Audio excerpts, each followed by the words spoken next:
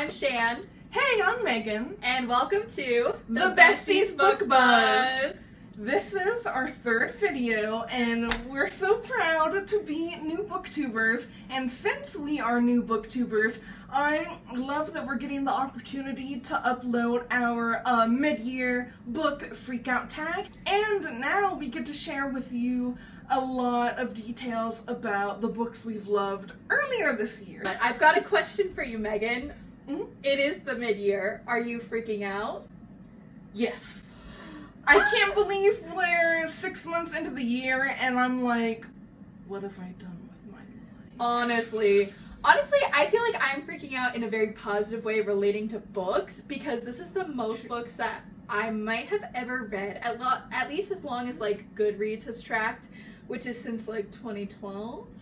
I think the most that I had read before was like 36 books, and I'm already in the 40s. So yes. I'm very excited about that. I feel like ever since Shanna and I became friends in like 2020, I want to say, I've been slowly converting you into someone who's attuned with the online book community. Yeah. Because you hadn't known very many like new releases that were popular at the time. Yeah, so it was that, and then also like I hadn't been on BookTube since probably 2015. I feel like ever since like 2021 I've been watching a lot more BookTube, which has been getting me a lot of good recommendations, and I'm super excited that we have our own channel now. Yes. So we can share all the recommendations. And so let's dive into these questions. We've got a lot to cover, so let's go! So the first question is, or the first prompt I should say, best book you've read so far this year? Well, for this one, it's not much of a shocker for mine, because if you watched our May wrap-up video, I was very geeked about this book. But it is Light from Uncommon Stars by Rika Aoki. Oh my gosh, if you want to know more about it, you should check out our May wrap-up, because I talked about it a lot more in depth, and we have a lot to cover today. But I am absolutely in love with this book. So one of mine is The Light Pirate by Lily Brooks Dalton, and that one just really took me by surprise. I had, at the time, read Migrations, and I'm realizing between that and Dry, I'm loving books about the effects of climate change in the near future, and The Light Pirate talks about if we were closer to Florida breaking off of the US and drifting kind of into the ocean. Oh my gosh, that sounds so good! Yeah. Okay, I'm gonna need to add that to my TBR. So, my other favorite book from this year is Here the Whole Time by Peter Martins. I loved this romance. It is about these two young boys who live in the same apartment complex, and one of them ends up staying with the other's family while his guardians are out of town. Oh my gosh, I loved all the queer and fat rep, and honestly, yeah, I would definitely reread that, like, even next year. And I'm not a huge, like, I want to reread a book. Like, I will rewatch movies and shows, like, till the end of time. But for books, I'm much more picky. But this is one that I devoured and would gladly devour again. So what was your other favorite book? That one would be a really recent read that we haven't been able to talk about on the channel yet. Something Wild and Wonderful by Anita Kelly. So ever since I got back into like BookTube in the past several years, I've really made it a point to read more diversely. So this book, to put it simply, is a mammal romance, and both of these men are walking the Pacific Crest Trail. And it's Alexi and Ben. For me, it's kind of like, I adored a book when I remember the characters' names, especially. So the second question of the tag is best sequel you've read so far this year. And I'll let Shanna go first. Ooh. Okay, so I was really stumped on this at first. I had to look through my Goodreads because I was like, girl, have I even read any sequels? But I have read like 2 series. One is like the loose romance where it follows different characters, and it was Love Light Farms, that series, which I really enjoyed. But I would say the best sequel that I read was Finley Donovan Knocks 'Em Dead by Elle Cosmano. Honestly, I really enjoyed this series, and I'm super excited because I think there is a 4th book coming out next year. I've given them all 4 or 5 stars, so I'm really excited to see what chaos ensues with Finley Donovan and all the unhinged plots. That series is one that Shanna and I kind of disagree on, because the second and third book I gave 3 stars, but I'm still excited to hear what you think. I feel like all in all, I'm not a huge series person. Really, the only sequel that I've read and enjoyed, I'll say, is the sequel to Daughter of the Moon Goddess, which is Heart of the Sun Warrior by Sue Lin Tan. That was kind of like an instant buy on release day based on how much I loved the first book. Honestly, I feel like the first book could be read as a standalone just because it ties stuff up really nice, but I do like how the second book really expanded on the world as well as character development. Plus, this is the only book where I fuck with that love triangle. And it doesn't go the way you expect, I feel like, at all. So you have Xian, who again has to leave her mother and her home on the moon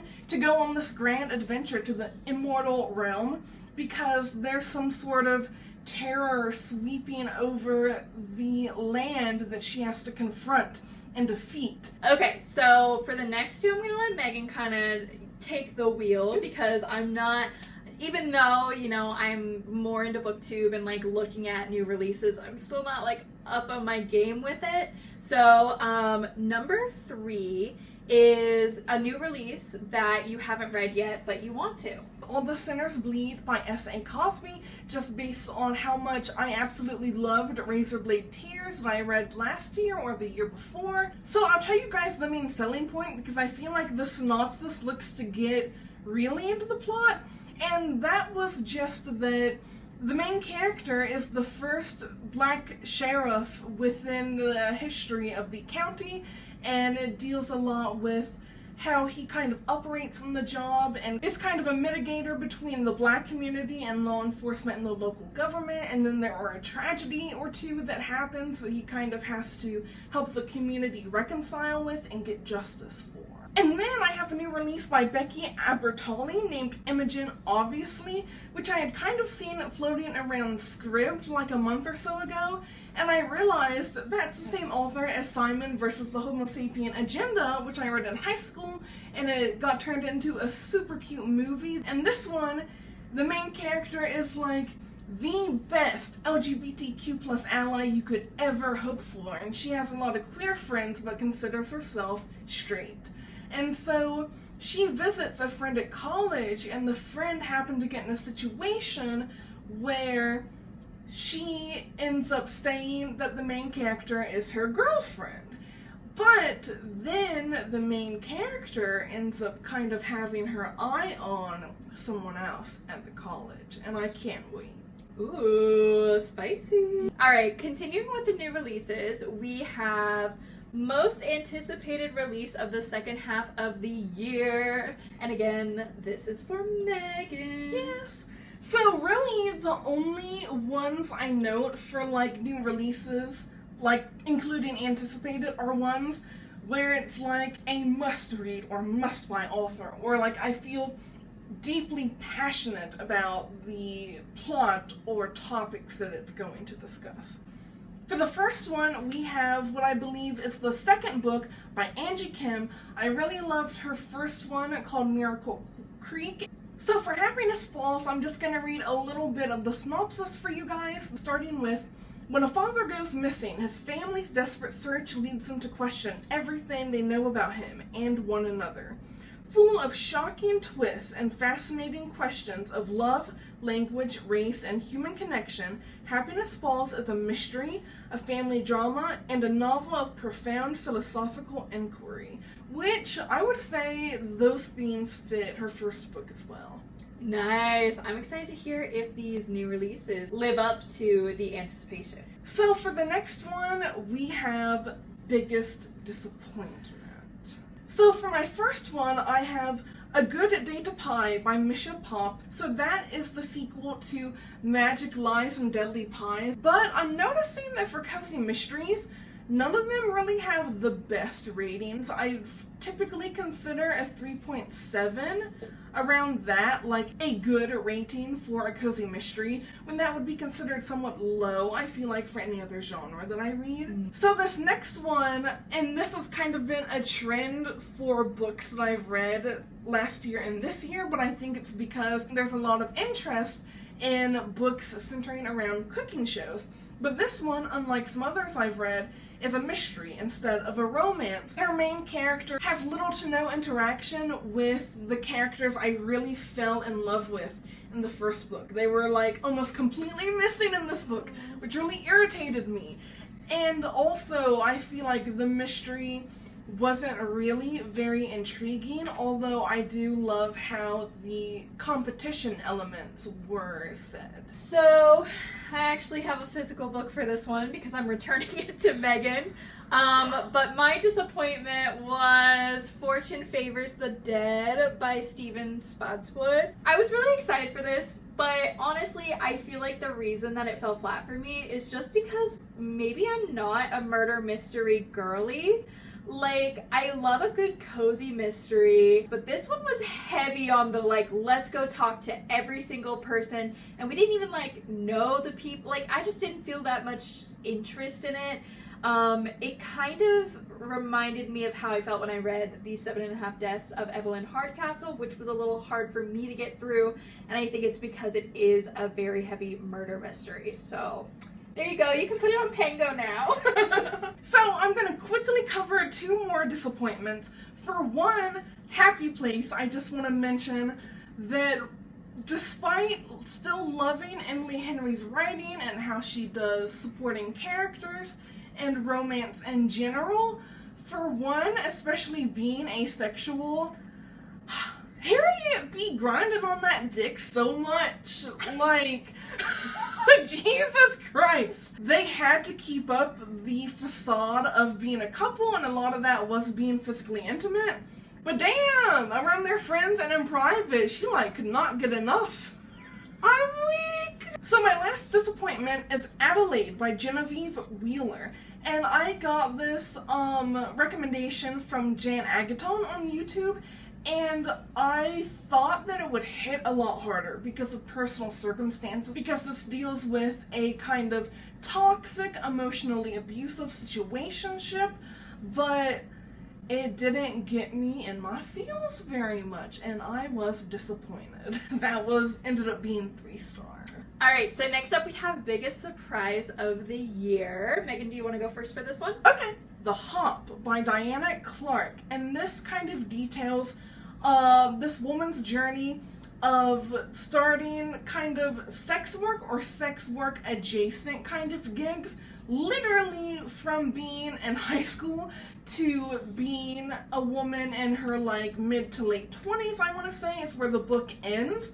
And it was just super fascinating to hear her talk about her friendship with another girl named Lacey in high school, where they had the Sugar Club, which was like mentoring people through like love and sex kind of topics, like their classmates, I mean, all the way to her traveling to America to work in the Hop in Nevada. Even though our main character is a cis white woman, I really love that that is confronted throughout the book, especially with her friend Lacey being a person of color, in terms of not many sex workers look like our main character. For me, my biggest surprise was An Absolutely Remarkable Thing by Hank Green. So, I was shook. In high school, your girl was a John Green girly. Honestly, I was all over it. Like, I was looking back at my Goodreads from way back when, and it's like, every single John Green book, 5 stars. I was obsessed. 9th grade, 14 years old, you know. So I was really intrigued that Hank Green had written his own book, especially because like I mostly know him from Crash Course, like the scientific side of stuff.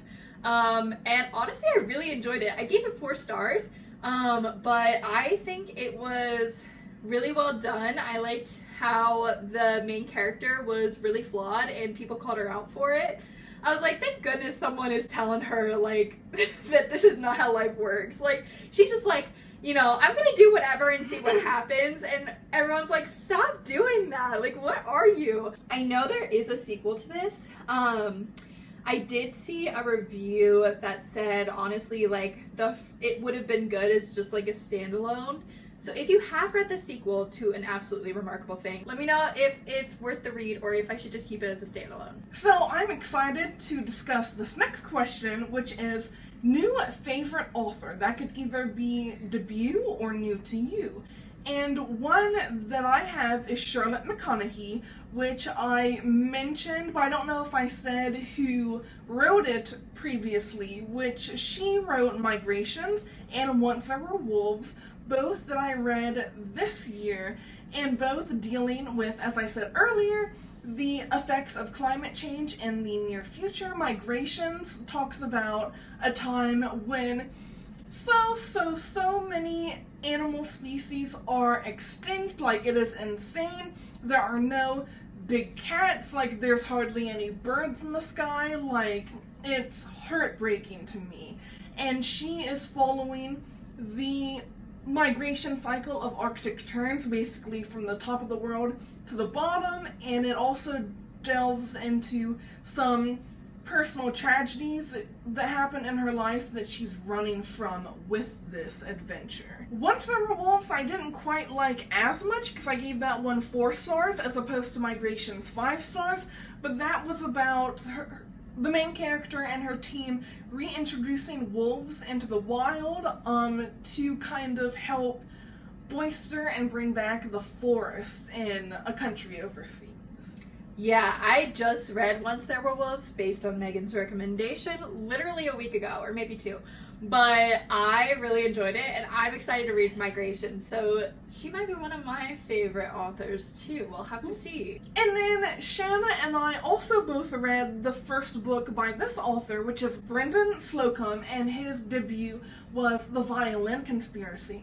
And I really love all of the references to classical music and like how to handle the violin as an instrument. And I would say that I consider this book contemporary fiction, even though there is a mystery element to it for sure, because the main character's literal like $10 million Stradivarius violin goes missing, but he is a young black man, and it's kind of dealing with the hardships he faces as a up-and-coming black musician who really is a prodigy though.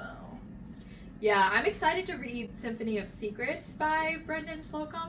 As someone who played the violin for 10 years, like I started playing when I was 8, I want to say, and even like went to an arts high school and stuff, so I have had a lot of experience with the violin, and I think he just did an amazing job of like not like accommodating, but just like making it accessible to everyone, and like throwing in those classical terms, and I just really enjoyed it. So I would say he's up there too. Okay, so for my new favorite author, so this was really hard for me because I've read honestly, most of the books I've read this year have been by authors that I've never read before.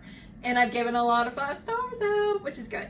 But, so I had trouble with this, so I have 4 actually. R.F. Kuang, we read Yellowface last month, or maybe it was May. But I loved it so much, and we have plans to read Babel, and I would also really like to read The Poppy Wars because I never actually read that. And then Rika Aoki, who wrote like From Uncommon Stars. I will read anything you put out. Like, I'm literally looking at the backlist titles on Goodreads. Like, I'm looking, girl. So she's definitely up there. Then we've got Sylvia Moreno Garcia, who wrote The Beautiful Ones, which is what I read. I really loved the writing in that, and I'm super excited to read The Daughter of Dr. Moreau. So I just added that to my TBR, and I really want to pick it up, probably in the next 2 months. And the last one is Octavia E. Butler. I read Kindred, and I think that we need more diverse voices in the science fiction world, especially ones where we can look at intersectionality of race and sex and gender and all those things. So I really loved Kindred, and I'm excited to read more works by her and all of the authors I just listed. Next up is New Fictional Crush.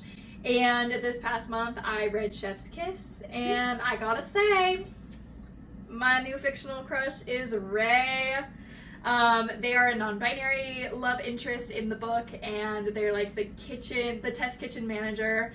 And the whole time I was just like, Ray, you're so cute. Oh my gosh. So that is who I chose for my fictional crush. And I have two fictional crushes that I'll talk about briefly. One is Rose from Behind the Scenes, and she is a business consultant helping out the other love interest, and it's dual perspectives. But the other love interest is Ash, who is a filmmaker trying to get her reputation back. And I just love thinking of Rose just like wearing her heart on her sleeve. It's not a book with insta-love, but like they're not afraid to be like, what's up, from the beginning. And just her caring so much and like helping Ash out pro bono when she is like a top business consultant that brings in all the monies was super sweet. And then Daniel from Part of Your World, which I just finished a couple of days ago, I feel like he is the definition of when someone says, get you a man who is a simp for you, because he would just do anything for the female love interest and is so endearing, and he just cares about his small town community so much, and I would just love him. Green flags. Green flags all over. So next, Shanna and I kind of had a shared answer for this question, which is newest favorite character. Yeah, so I'm going to talk about Light from Uncommon Stars again. Literally a month. But Shizuka Satomi is a queen. Well, if you saw our May wrap-up, you know I love a sell your soul to the devil moment. And she is in that situation, but like her growth over the book, I don't know, the things that she does for the other characters just warms my heart. She's one of those people who like you would be very intimidated by, but she's doing things in the best of the interests of the people she cares about, if that makes sense. Yes, I definitely agree with you, and even before the book starts, to explain a little bit about the deal she makes, I think it's 7 violin prodigies that she has to collect the souls for to fulfill the bargain she made with the devil. And even though she could have, done that in a year maybe if she really wanted to, she took years and years to mentor each of the first 6 students to really make them into a phenomenon in the classical music community and launch their careers. Okay, so next up is a book that made you cry, and for this I think we both kind of interpreted it more as the one that had the most emotional impact on us, because honestly I don't think I've cried from a book this year, so I need to start reading some sad boy books. So for this, I put In the Dream House by Carmen Maria Machado, which is a memoir, and I think the way that it was done was beautiful, and there was so much pain, and the way that she made it into a narrative and shared all those things with us, it just made me really emotional, and it was a different memoir than I've ever read, because in it she talks a lot about her relationship as a queer woman, and the emotional abuse that can come from that. And I feel like a lot of time we see abuse in very hetero terms. I thought that was really interesting, being a queer woman myself, so it made a very big emotional impact for me. So I had a couple of answers for this, one that I might talk about more in depth than the other two. And the first one is Any Man by Amber Tamblyn. For one, just fun fact, Amber Tamblyn is the goth from Sisterhood of the Traveling Pants, if you've seen that movie, and I totally had a crush on her at that time. But she is a poet first and foremost, I feel like, and this book is written absolutely beautifully. It's really super short, and just throughout the whole thing, your heart will be hurting so much, because this book is diving into what it's like when men are sexually assaulted, and there are several different victims that this unknown perpetrator nicknamed Maud has over the course of years, and all of them have different life circumstances, and the crimes that are done against them are really horrific, and it's also really painful to kind of see them go through the process of dealing with the grief of what's happened to them and talking with the media and discussing things with family. And I feel like if you don't feel emotional at this book, maybe check yourself. Called out. You know who you are.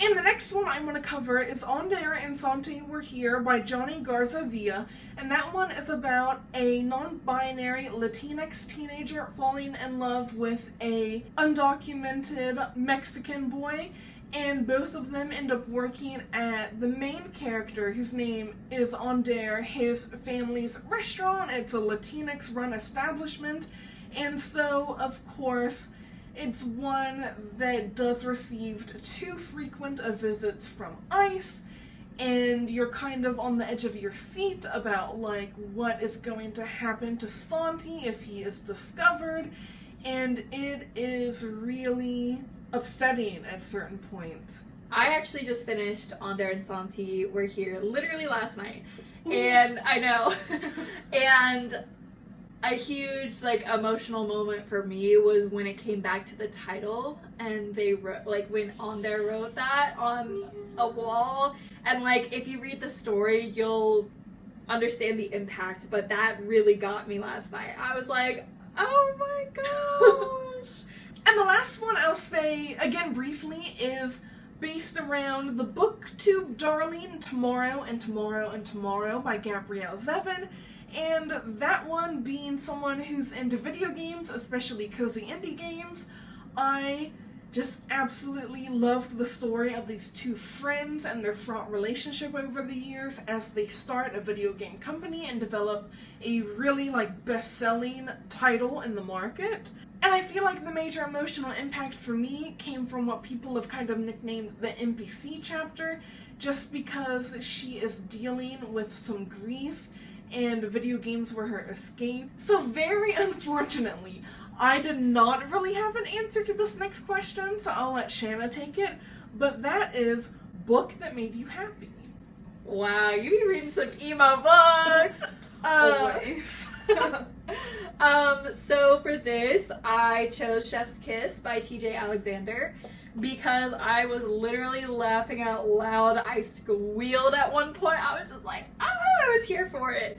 So it made me really happy. And I feel like, well, I'm in a relationship with a non-binary person, and you really don't see that representation in, like, older books. So, like, reading a book that is very current and also explores a relationship between a woman and a non-binary person, I absolutely ate it up, and I was here for the entire thing. 5 stars. All right, next we have our favorite book to film adaptations. Megan, would you like to answer this first? Yes, of course. So I kind of had an answer to this question, but it's a little bit of a cheat, because I wanted to plug One True Loves, especially the film. I have yet to read the book by Taylor Jenkins Reid, who is beloved in the online book community, but I had to get on that movie because the premise, for one, is like this woman, her fiance is lost in, like, a helicopter crash and presumed dead, and she ends up moving on with her childhood best friend, who's played by my darling Simu Liu, and I will just watch anything that he's in now after Shang-Chi. And then it's kind of like, what will happen when that fiance happens to be rescued 5 years later? So for mine, I don't know if this is cheating, but it's a book to series adaptation. I wouldn't say cheating. Nice. Success. So I chose The Power by Naomi Alderman. I did enjoy the book, but I have to say, I freaking loved the series. Like, I think the casting was great. I think the way that they did the multi-perspective was really great, and, like, how they introduced the characters, like, literally the names popped up and I was like, okay. Like, having read the book, I was, like, able to make those connections, and I think it was just done so well. So if you've read The Power, or if you're interested in the synopsis at all, like definitely go check it out. So basically, young girls and young women wake up with a skein, like basically this new organ that allows them to harness the power of electricity. And it's a really interesting take and like view on how the world would be different if women had more power. So like you see women in domestic violence and trafficking situations, and they get this power, and so you see what happens when women don't have to fear for their lives and they aren't seen as weak. So now we're moving on to a prompt that I kind of edited a little bit just because of our situation coming to BookTube. So originally it is most beautiful book you have acquired this year, but I voted to change it to most beautiful book in your collection just because you guys haven't seen any books that we own really besides Shanna's bookshelf reorganization video, which you should check out. So I have a Chinese mythology series to talk about, and also one standalone romance. The series is the Six Crimson Crane series, starting with Six Crimson Cranes and continuing with The Dragon's Promise. And literally me reading either of those wouldn't have happened without TikTok. I just stumbled upon a TikTok one day that was showing off this gorgeous, gorgeous special edition of this book. And now I don't have the special edition, but I do have the UK covers for both books. And I just love the like pastel coloring and the art style. I'm just a sucker for gorgeous art, and then I really like the quotes in the back as opposed to having the synopsis. And I'm obsessed. If I had more room on my bookshelf, I would definitely face one of these out. And then my last one that I am just like so happy to hold this in my hands is the collector's edition of Red, White, and Royal Blue. And in addition to just the color change, and then I like the quotes in the back, the inside is really, really what shines. For one, you open and it has gorgeous red foiling on the nakedness. And the front says, "History, huh?" And the back says, "Bet we could make some." I'm obsessed! And then the end pages have art of all these different scenes that are in the book. And I just cannot, like, I could stare at these forever. You're so cute! Oh my gosh, I'm super excited for the adaptation. Me too. Honestly, I feel like I'm slacking in this category. Your girl needs some cuter books. I mean, they're like cute, but I'm like the most beautiful. I don't know. So first I've got The Starless Sea, which I'm actually reading right now. I'm like 10% of the way through. She's a thickie. But I really like the deep blue and the gold foiling on it, and I like the symbolism that comes into play with the story, with like the key and the bee. So I really enjoy that. And I think that's the UK cover as well. I think so too, because I was looking on Goodreads and I was like, what kind of cover is this? I did not enjoy the US version. Yeah, the UK just like does it better. And then I have a book that Megan actually gave me, which is The Firekeeper's Daughter. I have not read this book yet, but I think the cover is absolutely stunning. And again, with the insects as well. Right. I hate bugs, but let me tell you, these covers are giving. So our next prompt is books we need to read by 2024. I'm not too strict on, what I need to read right now versus later. So my first one is Tokyo Dreaming by Emiko Jean. I talked about Tokyo Ever After in our May wrap-up. I really liked it. And I really want to read and see basically what happens next after everything that happened in the first book. The next one is Chef's Choice by TJ Alexander.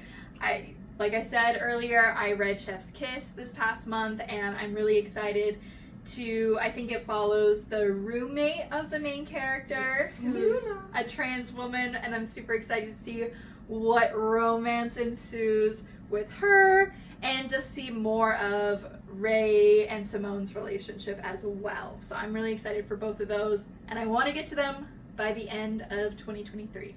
So my first answer to this question would be Ruby Fruit Jungle by Rita Mae Brown, but it is an autobiographical account of Rita Mae Brown's experiences being a lesbian in that time, and honestly, for some reason, it might be because it's older, but I cannot find this book anywhere. It wasn't on Libby, it's not at the library, it's not on Scribd.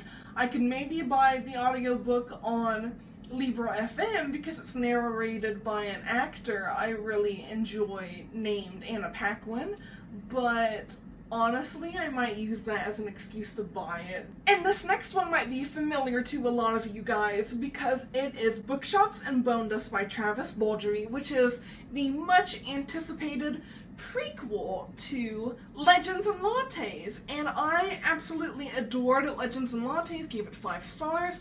And some people who have received ARCs didn't like Bookshops and Bone Dust as much because it involves more fantasy elements, which I probably would have had the same complaint if I were to have read it this year, but since I'm easing my way into fantasy, it's definitely not one where it's like 500 plus pages with a whole bunch of world building, so I'm still excited. Plus you already know the main character, which is going to be really beneficial because you can enjoy the fantasy like from the first page.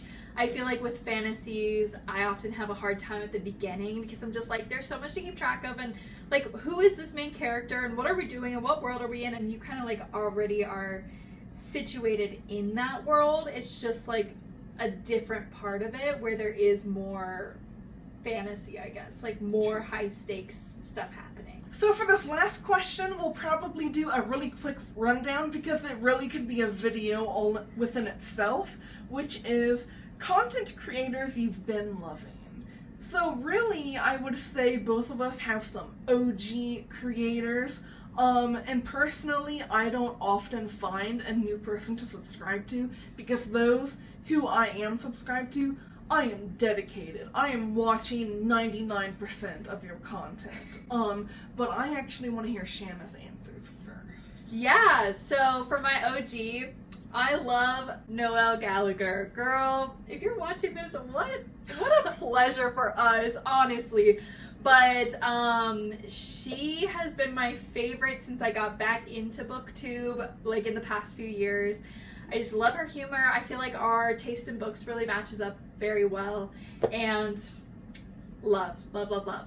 Alright, so we have to record a portion of this question over again because we are running out of space on Sham's phone. Yes. So, for my OGs, definitely the top one is with Cindy. I've been following her for a very long time, and I love how outspoken she is, especially with opinions that might not be very popular amongst the online book community, such as her videos making fun of the ACOTAR series and making fun of some of Colleen Hoover's books.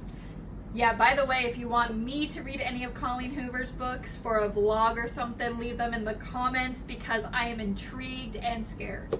But Megan is not in it. No, thank you. Unless it might be like, you want to torture me. We shall see. And then, really quickly, my other OGs worth mentioning are Jessie on YouTube, Jan Agaton, Olivia Reads a Latte, Katie Colson, and Gabby Reads. And I like them for like, that group has a diverse taste in books, like thinking of them as a collective. Yes.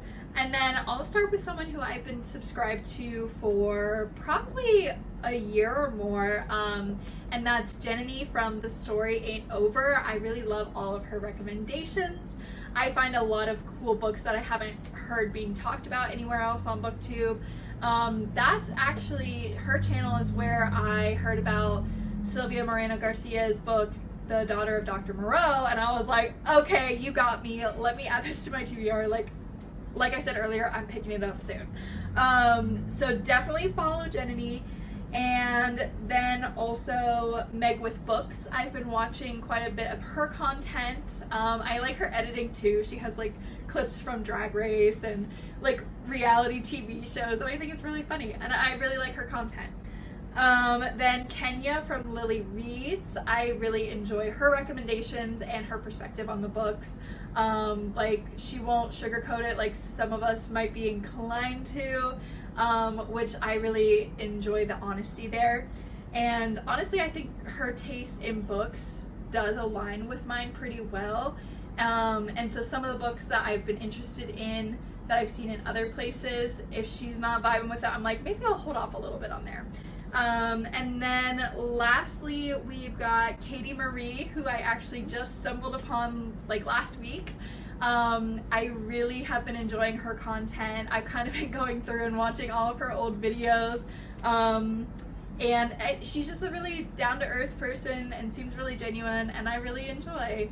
And she has some doggo content in her videos, like in her vlogs, so I love the big doggos.